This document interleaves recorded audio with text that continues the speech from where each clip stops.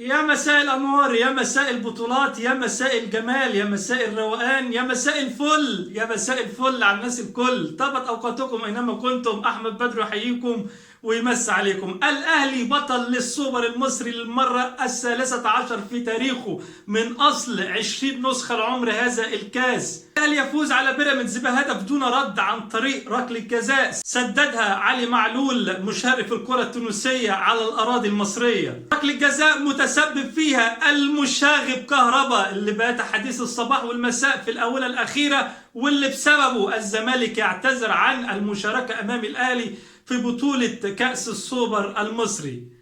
فعليكم يا سادة مباراة الأهلي وبيراميدز في السوبر المصري نسخة 2021-2022 من الأراضي الإماراتية وتحديدا من استاد محمد بن زايد. وصل لك الفيديو يا صاحبي، فما تنساش اللايك والسبسكرايب. لا أعوذ بالله، يعني لو أنت مش مشترك في القناة ولا مفعل الجرس ولا التنبيهات عشان تجهز لحلقاتنا اللي جاية، واللي جاي دمار. والأهلي فتح الدولاب علشان نحط فيه البطولات. فيلا بينا نبدأ في تفاصيل هذه المباراة.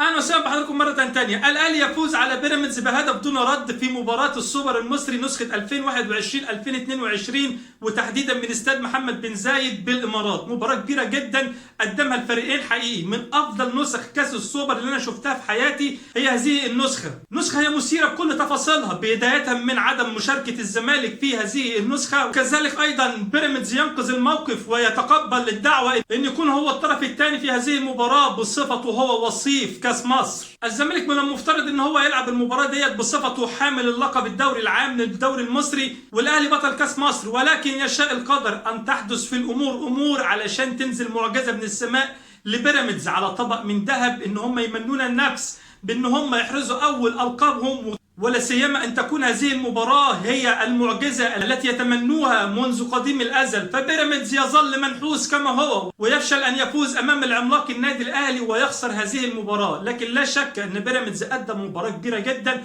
والكل يشهد له بكده. المباراة بدأت بضغط عالي شديد القوة بتعليمات من الإدارة السويسرية الفنية للنادي الأهلي بقيادة كولر، وبدأ النادي الأهلي المباراة بسخونة عالية جدا، وقدر أنه هو يهدد مرمى أحمد الشناوي حارس مرمى بيراميدز في أكثر من كرة لمدة 10 دقائق من بداية اللقاء.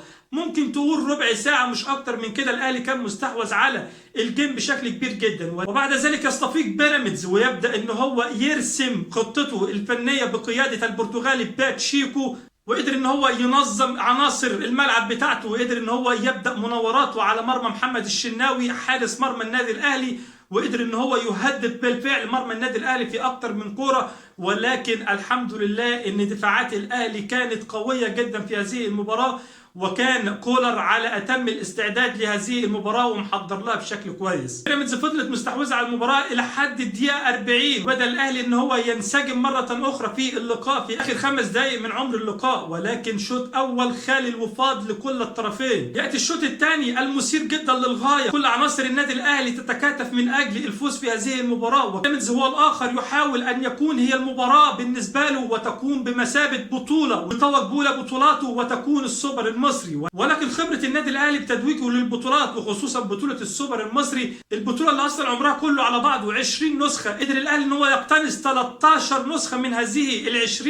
لا سيما إن الأهلي بيقدم عظمة في الآونة الأخيرة، لا سيما إن الأهلي بينشد كل أناشيد السعادة لجمهوره ويوزع الهدايا بداية من شهر رمضان ان هو يفوز بكاس مصر، لذلك تستمر الفرحة ان هو يخرج الرجاء المغربي ببطولة افريقيا. المباراة كبيرة جدا اللي كان الكل على اعصابه، وقدر الاهلي يتخطى حاجز الرجاء المغربي ويوصل لملاقاة الترجي التونسي. تستمر العطايا والهدايا الى مباراة السوبر المصري ويتوج ايضا بالسوبر المصري النسخة رقم 13 في تاريخه.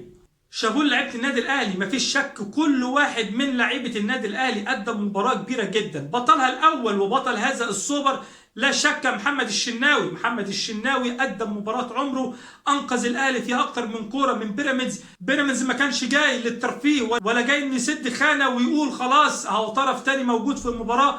لا خالص، المباراه كانت كبيره جدا، ومباراه كوره هنا وكوره هنا ما بين الفرقتين، ولكن لعيبه الاهلي كانت رجاله في هذه المباراه بدايه من الشناوي كما قلنا، وكذلك خط الظهر وخط النص. وخط النص لو جيت تذكر فيه ما تقدرش تنسى جهود مروان عطيه، اللاعب اللي كولر بيراهن عليه وفي كل مباراه بيكسب فيها ثقه اللاعب، وبيكسب كمان فيها ثقه جمهور النادي الاهلي في اللاعب ده لو خد مباراه اكتر من كده هنشوف منه شغل تاني. ولد وتد في نص الملعب لازقه للكوره، ينقصه حاجه واحده بس هي مهاره التسديد على المرمى والكروس الطولي العابر للقارات، وبكده تقول ان مروان عطيه لاعب ممتاز جدا، لاعب ما تقدرش تصنفه هو لاعب 6 ولا لاعب 8 في ارضيه الملعب، لاعب بتشوفه جهود الدفاعيه رهيبه جدا، وكذلك في الزياده العدديه ونقل الكره للشق الامامي برضه رهيب جدا.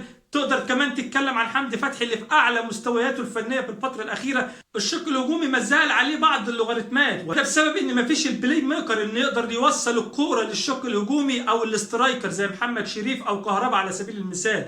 عبد القادر بدا بيه كولر النهارده وكان في اعلى مستوياته، ولكن ما زال ينقصه الحته الاخيره، اللمسه الاخيره اللي بيقدر يفنش بيها الكوره. دايما هي الميس باس بتاعته، ودايما هي الفينش الاخير، هو اللوغاريتم اللي لسه عبد القادر ما قدرش ان هو يوصل له. بيرسيتاو يعني شويه كده وشويه كده، ما تقدرش تقول هو حلو ولا تقدر تقول ان هو وحش، ولكن حتى الان لم يقدم اوراق اعتماده بالنسبه لجماهير النادي الاهلي. محمد شريف ما فيش كور وصلت له كتير نتيجه عدم التغذيه من خط النص الهجومي، ما فيش كوره بتوصل له، ما فيش البلاي ميكر.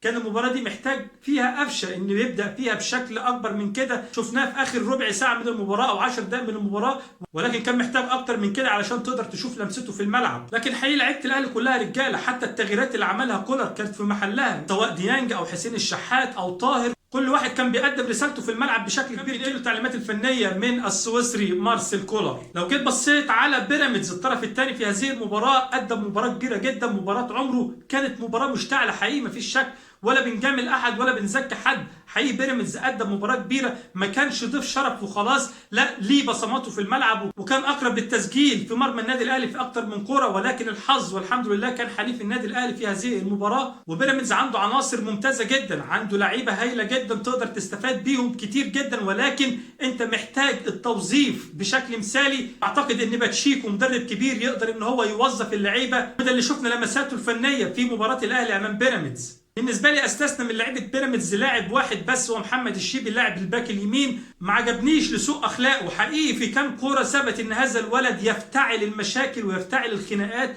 في الملعب. اولا كورته خشنه وعنيفه، ما بتدلش على ان هو بيلعب كوره برجوله، لا بالعكس ان هو بيخش يعمل التحامات قويه جدا تؤدي الى اصابات، وده اللي شفناه في كوره الشناوي طالع يمسك الكوره وهو دخل بكوعه في جنبه عشان خاطر اصابه للشناوي. اللقطه الثانيه اللي تدل على عدم روحه الرياضيه، الشناوي لما كان بيطلع الكوره في الاوت عشان لاعب الاهلي يتعالج، روح هو يجري عشان يلحق الكوره وياخدها ويعمل الهجمه المرتده ويستفيد كمان بيها بركنيه. مش دي اخلاقيات لاعب كره قدم، فهذا اللاعب بس اللي هو استثناء ان هو كان خارج اخلاقيات الروح الرياضيه. اجمل ما في المباراه واللي فرحني هو الجمهور شكله خرافي، الجمهور متعه، كرة القدم لا تحلو إلا بوجود الجمهور. كل الجماهير هتافات في أجمل ما يكون، كلها تحفيزات للاعبي النادي الأهلي. الكل كان على قدم الوثاق والكل كان ملتزم بالروح الرياضية في الملعب. حقيقي شرفتونا وشرفتوا كل المصريين على الأراضي الإماراتية. تيجي تسألني مين الفاز في هذه المباراة ومين الخاسر، أقول لك الأهلي فاز بالبطولة وحصد لقب البطولة وأضيفت ليه جعبته. أقول لك بيراميدز ما خسرش المباراة قد ما هو كسب، احترام الجميع. إنما تسألني مين الخاسر الوحيد في هذه المباراة، أقول لك الزمالك. دلوقتي الزمالك في موسم خالي الوفاض، خرج من البطوله الافريقيه، خسر كاس مصر،